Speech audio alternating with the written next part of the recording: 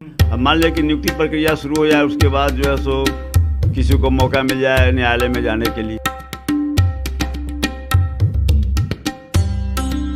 इसीलिए सरकार यह चाहती है कि किसी ढंग का कोई लोच नहीं रहे।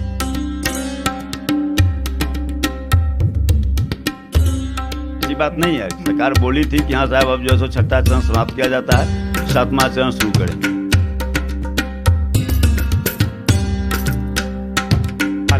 क्या कहेंगे? क्या फिर लाठी चलेगी, फिर आंसू को गैस छोड़े जाएंगे? क्या सातवें चरण की शिक्षक नियुक्ति प्रक्रिया को लेकर स्टूडेंट्स काफ़ी एग्रेसिव हैं। अभ्यर्थी चाह रहे हैं कि जितनी जल्दी हो सके उन्हें नियुक्ति पत्र मिले, लेकिन समस्या ये आ रही है कि सरकार के पास कुछ कार्रवाइयाँ हैं, कुछ प्रोसेस हैं, उसके कारण विलम्ब हो रहा है। हमारे साथ आरजेडी के प्रवक्ता हैं चित्तरंजन गगन, उनसे जान लेते हैं कि आखिर और कितना वक्त लगेगा। चित्तरंजन जी, और कितना वक्त लगेगा?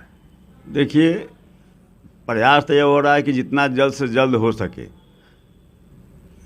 नियुक्ति हो जाए। अभ्यर्थी काफ़ी दिन से परेशान हैं। असल में सवाल है यह कि आक्रोश इसलिए है कि चूँकि 3 वर्षों से वे वाट जोड़ रहे हैं और कभी कुछ बराबर जो है सो निराश होना पड़ता है।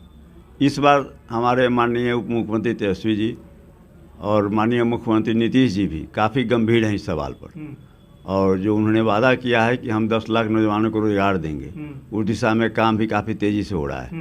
कई विभागों में नियुक्तियां आई भी हैं जो वर्षों से लटका हुआ था, और प्राथमिक सूची में है शिक्षकों की नियुक्ति।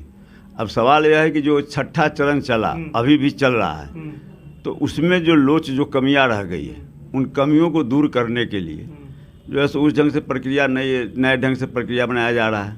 अब लंबे दिनों तक जो है सो यह जो प्रक्रिया चलती है, उसके बावजूद भी सीट खाली रह जाते हैं। उसके बाद इतने वर्ग इसमें हैं शिक्षकों में कि आपस में ही काफ़ी कंट्राडिक्शन है।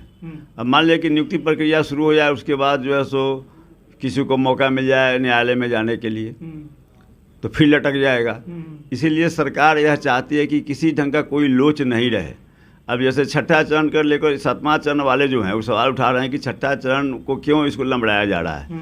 सवाल यही है कि सातवां चरण की बहाली अगर शुरू हो जाती है तो जो जिनका छठा चरण में जिन लोगों का बचा हुआ है, कई जगह से उनके लड़के भी आ रहे हैं क्या हम लोग के यहाँ। लेकिन एक चीज़ है, जो छठे चरण की प्रक्रिया खत्म हो गई थी, फिर आप लोगों ने ये कहा कि 30,000 जो सीट है बचा हुआ है, फिर से उस पर प्रक्रिया शुरू होगी, तो 2 महीने का फिर तो विलम्ब हो गया ना।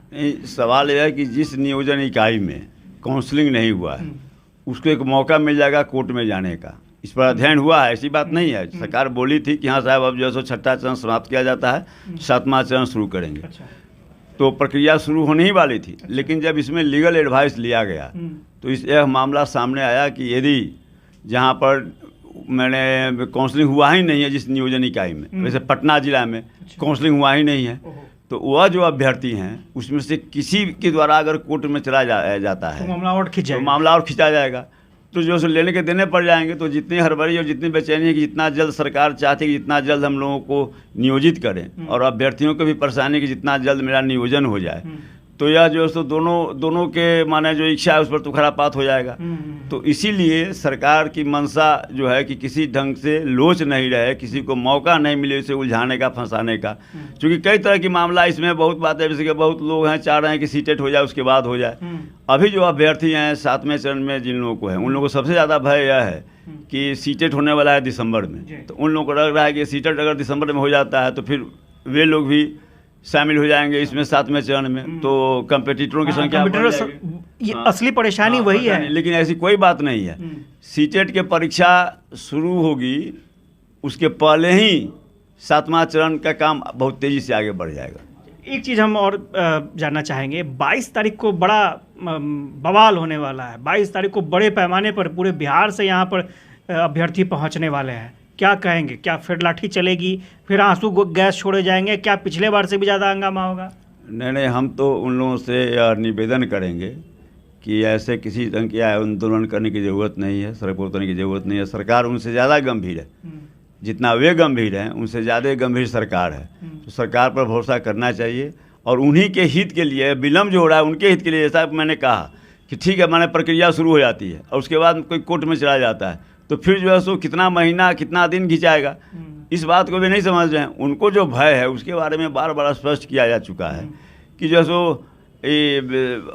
सीटेट के जो लोग होंगे उसके पहले, सीट के परीक्षा के पहले यह प्रक्रिया शुरू हो जाएगी। जो आपके सामने जो अभी कार्यक्रम जो आया है छठा चरण का, या ये नगर निकाय का चुनाव का जो मामला उठ रहा है, इस सारे मामले के बाद भी समय बचता है काफ़ी, इस सब के बावजूद भी समय बचता है। और जब सरकार की मंशा साफ है तो जो वह समय है वह कम समय नहीं है, वह चूँकि सेंट्रलाइज आधार पर सब हो रहा है। लेकिन यहाँ जो कैंपेन चल रहा है वो 22 तारीख को है कि पटना चलो पटना चलो।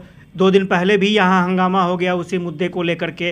तो अगर वाकई पटना वो लोग आ जाते हैं तो क्या लगता है सब चीज़ शांतिपूर्ण रहेगा कि फिर वही हालात होंगे?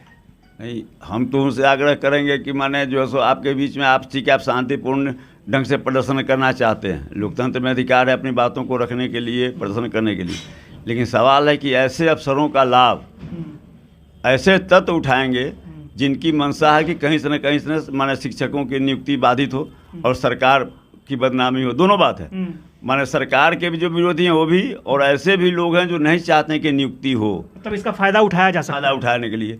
तो इसलिए वैसे लोगों को जो फ़ायदा उठाने का अवसर अगर मिल रहा है माने किसी के कारण, तो हम समझते हैं कि जो है सो इस बात का ख्याल रखना चाहिए कि उनके वोट में वैसे लोग जो उनके भी विरोधी हैं और सरकार को बदनाम करना चाहेंगे, उनको मौका नहीं मिले, इसका ख्याल रखना चाहिए। धन्यवाद। तो आरजेडी के प्रवक्ता चित्तरंजन गगन बता रहे थे कि कहाँ टेक्निकल परेशानी है और वो अभ्यर्थियों की परेशानी को बिल्कुल समझ रहे हैं। जहाँ तक बात 22 तारीख को पटना पहुँचने की है तो थोड़ा एहतियात ज़रूर बरतना पड़ेगा।